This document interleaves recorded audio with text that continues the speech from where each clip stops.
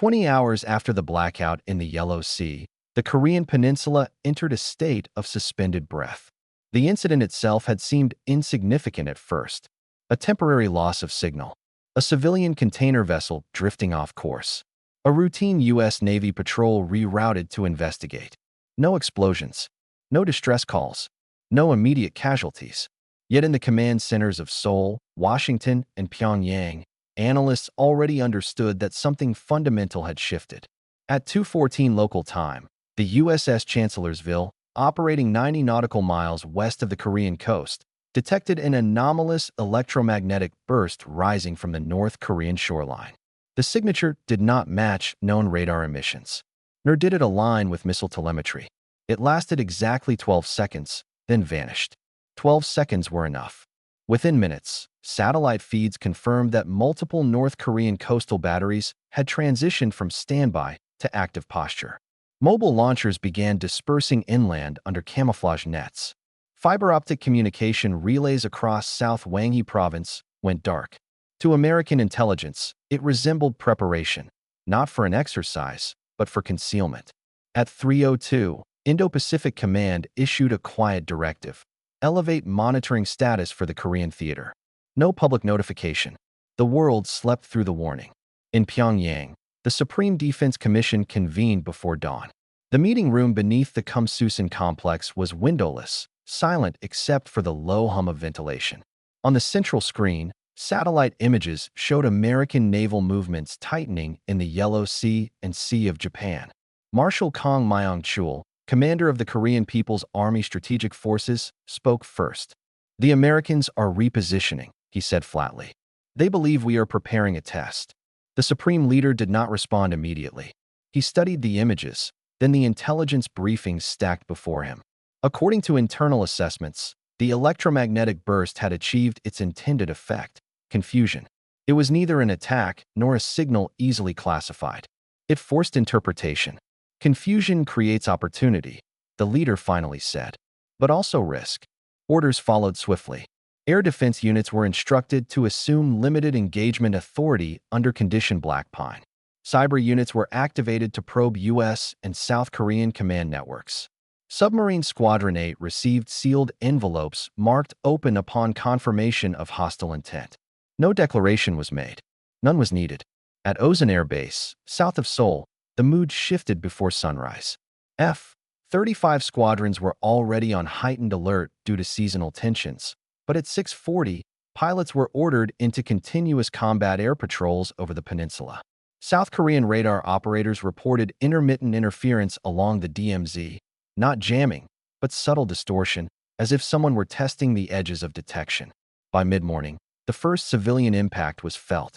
Commercial GPS signals across the western peninsula degraded without warning. Container terminals in Incheon halted operations. Airliners diverted south. The South Korean Ministry of Science attributed the disruption to unknown external interference. Privately, they told Washington it was deliberate.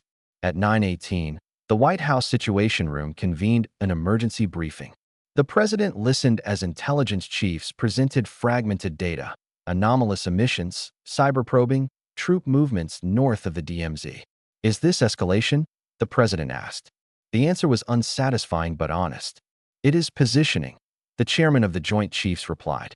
"The question is whether it precedes deterrence or attack." By 10 o'clock, U.S. forces Korea were authorized to transition to wartime readiness level 3, one step below full combat operations. The decision was classified. Publicly, nothing had changed. The first shot was not fired from a missile launcher or artillery tube. At 11:47 local time, a U.S. Army reconnaissance drone operating near the western DMZ lost control link and descended rapidly. South Korean operators watched its telemetry degrade, then disappear. Seconds later, North Korean state media announced the interception of an enemy espionage aircraft violating sovereign airspace. No wreckage was shown. No coordinates provided. Washington denied the incursion. Pyongyang declared restraint. Neither statement convinced anyone. By nightfall, both sides were moving forces under the cover of ambiguity. North Korean long-range artillery units rolled into hardened positions north of Kaesong. American THAAD batteries adjusted targeting priorities. South Korean reserve units were quietly mobilized under the guise of disaster preparedness. In the Sea of Japan, the USS Ronald Reagan Carrier Strike Group altered course, moving closer to the peninsula. Officially, it was a routine patrol adjustment. Unofficially, it was a signal. At 22:31, North Korean radar locked briefly onto an American E-3 Sentry aircraft conducting surveillance south of the DMZ. The lock lasted 4 seconds, long enough to be noticed, short enough to be denied. 4 seconds were enough. Just before midnight, a final message crossed secure channels between Seoul and Washington. If they move artillery forward again, do we respond? The reply came after 6 minutes. Only if they fire. Confirm hostile intent. No exceptions. It was a lawyer's sentence, written for a battlefield. Across the peninsula, thousands of soldiers waited in silence, fingers near triggers, eyes on instruments, trusting that restraint would hold. History would later mark this day not as the beginning of the war, but as the moment when every path away from it began to close. The second day began without sunrise. At 4:06 local time, seismic sensors along the western DMZ registered a low-frequency tremor, not an earthquake, but synchronized heavy movement. Within minutes, South Korean intelligence confirmed what commanders had feared overnight. North Korean long-range artillery units had completed forward deployment. They were no longer repositioning. They were in-placed. At Camp Humphreys, U.S. Forces Korea elevated readiness to wartime level 2. That shift unlocked pre-authorized defensive responses, but still fell short of a green light for preemptive strikes. The distinction mattered on paper. On the ground, it meant almost nothing. By 5 o'clock, counter-battery radars along the DMZ were fully active. Targeting solutions updated every 12 seconds. Fire control officers stared at screens showing hundreds of potential firing points, each one a red, with a countdown timer no one could see. In Pyongyang, the supreme leader was briefed on American movements near dawn. The report emphasized restraint. No missile launches, no air incursions, no troop crossings. The Americans were waiting. So are we, he replied. At 6:12, the waiting ended. The opening strike was limited by design. At exactly 6 hours, 12 minutes, and 30 seconds, 3 North Korean 240mm multiple rocket launchers fired a short salvo toward an uninhabited sector of the western DMZ. The rockets landed in empty terrain, detonating harmlessly in churned earth and old minefields. It was a message, not an attack. South Korean sensors tracked the launches instantly. Within seconds, the data reached U.S. and ROK command centers. The coordinates were precise. The intent was unmistakable. Hostile intent, demonstrated. At 6:14, authorization was granted. Counter-battery fire erupted less than 2 minutes later. South Korean K-9 Thunder howitzers responded first, firing precision-guided shells at the identified launch sites. U.S. HIMARS units followed, launching rockets from concealed positions south of the Han River. The strikes were surgical, controlled, and devastating. Within 8 minutes, all 3 North Korean launcher units were destroyed. For a brief moment, it appeared escalation might stop there. It did not. At 6:27, North Korea initiated Phase 2. Hundreds of artillery pieces, long hidden in hardened shelters north of the DMZ, opened fire simultaneously. The barrage was not aimed at Seoul's center. That threshold remained unbroken, but at military installations, logistics hubs, and air bases along the northern approaches. Osan Air Base took the first hits. Runways cratered. Fuel depots burned. 2 aircraft were destroyed on the ground before they could launch. Patriot batteries intercepted several incoming rockets, but saturation overwhelmed defenses. The peninsula shook under sustained fire. At 6:34, the United States formally recognized the outbreak of open hostilities. The Third World War had begun, though no one used the name yet. Washington's response was measured only by comparison. At 7:10 Eastern Time, the president authorized Operation Iron Resolve, a combined U.S. ROK campaign to neutralize North Korean long-range fire capabilities and command infrastructure. Stealth bombers already airborne were rerouted. Submarines in the Sea of Japan received execution orders. Cyber command transitioned from intrusion to disruption. Within an hour, North Korean radar coverage degraded by nearly 40%. At 8:02 local time, The first U.S. cruise missiles struck targets north of Pyongyang, command bunkers, communications relays, hardened artillery nodes. The strikes avoided civilian centers but made no attempt at ambiguity. For the first time since the Korean War, American weapons were hitting the North Korean mainland in force. Pyongyang responded with silence. That silence lasted 14 minutes. At 8:16, North Korea launched ballistic missiles. The launches were limited, 4 medium-range missiles, fired eastward over the Sea of Japan. Japanese early warning systems lit up instantly. Aegis destroyers tracked the trajectories. 2 missiles were intercepted mid-flight. 1 splashed into the sea. The 4th altered course unexpectedly, descending toward the Japanese island of Honshu before breaking apart. Debris fell into coastal waters. No casualties were reported. Tokyo declared a national emergency. The conflict was no longer confined to the peninsula. By midday, the airspace over Korea was a web of intersecting flight paths, radar locks, and electronic warfare. American and South Korean aircraft operated under constant threat from mobile surface-to-air missile systems. North Korean fighters launched sporadically, engaging briefly before retreating under cover. Losses mounted quietly. An F-16 failed to return from a strike mission near Wonsan. A South Korean reconnaissance aircraft crashed under unclear circumstances. North Korean air defenses suffered repeated hits, but never collapsed entirely. The war settled into a brutal rhythm. At 1440, a development altered the calculus. U.S. intelligence detected activity at a North Korean nuclear facility near Yongbyon. The movement was ambiguous: technicians, power fluctuations, transport vehicles, but enough to trigger alarm. Was it preparation for dispersal? A demonstration? Or something worse? The question reached Washington within minutes. At 1458, the president convened the National Security Council for the second time that day. Military advisors urged caution. Intelligence officials urged vigilance. No one urged delay. At 1512, U.S. Strategic Command raised its alert status. The signal was subtle, but it was noticed. In Pyongyang, the supreme leader was informed of the change. "They are watching our nuclear forces," an aide said. "Yes," he replied. "And now we are watching theirs."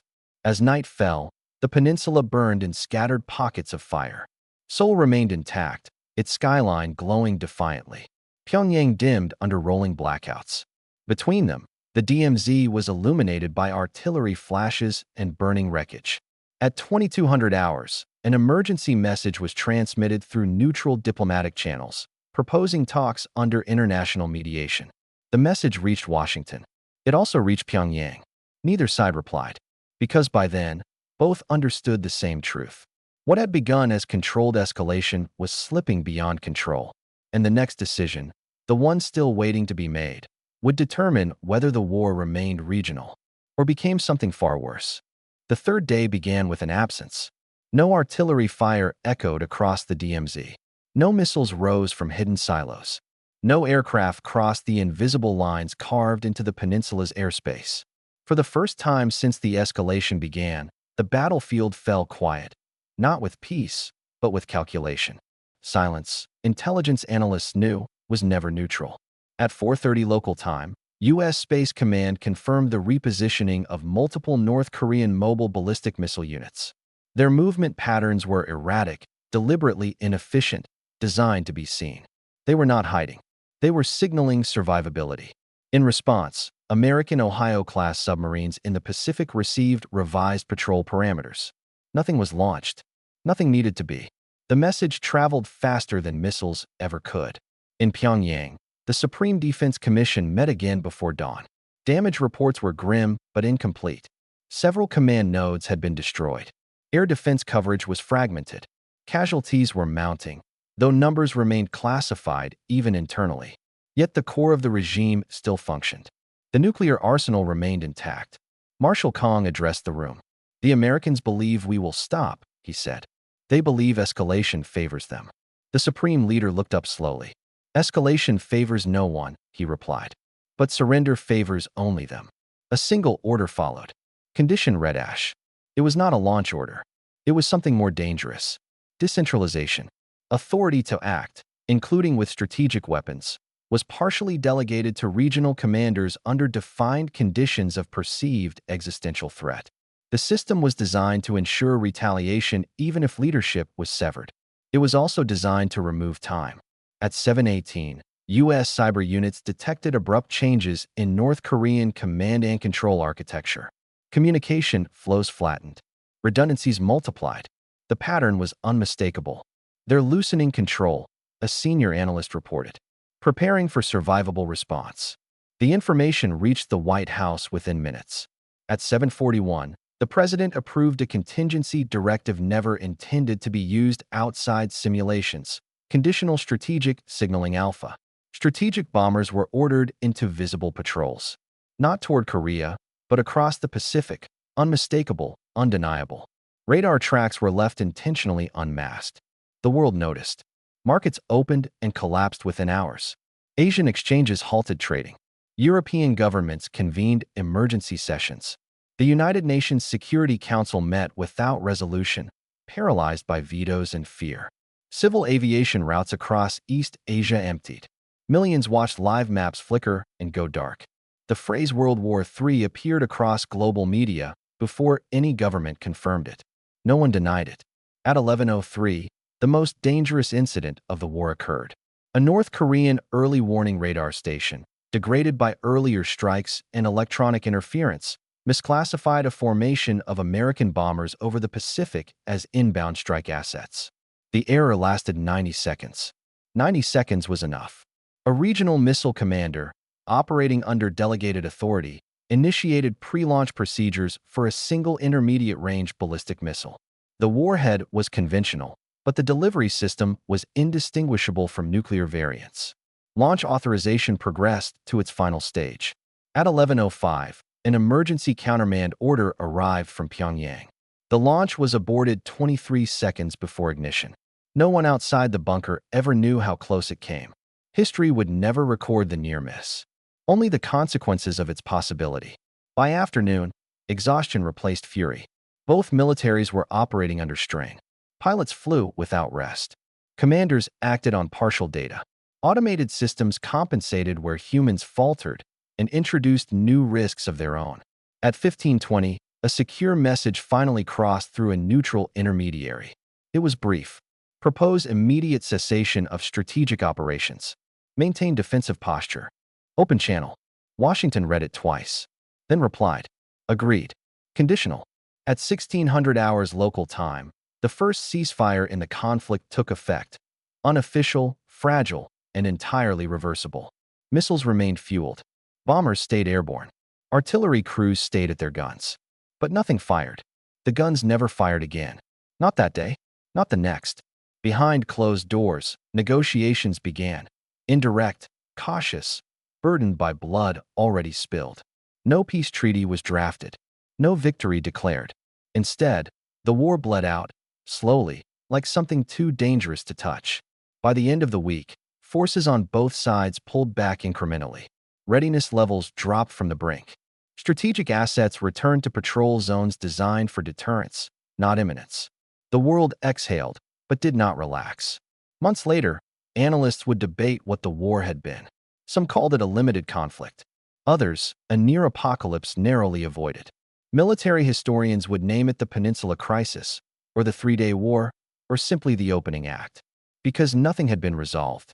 North Korea remained armed. The United States remained committed. The systems that nearly ended the world were still in place. Faster, more automated, less forgiving. What had changed was perception. Leaders now understood that escalation no longer required intent, only momentum. That wars could begin without declarations and end without conclusions. That deterrence, once breached, did not shatter loudly, but silently. On the Korean Peninsula, life resumed beneath the shadow of that knowledge. Children returned to school. Factories reopened. Soldiers stayed where they were. And beneath the DMZ, beneath oceans and satellites and code, the world's most dangerous machines waited, patient, ready, and indifferent. The war had ended. The lesson had not. And the next time silence fell before dawn, no one would assume it meant peace.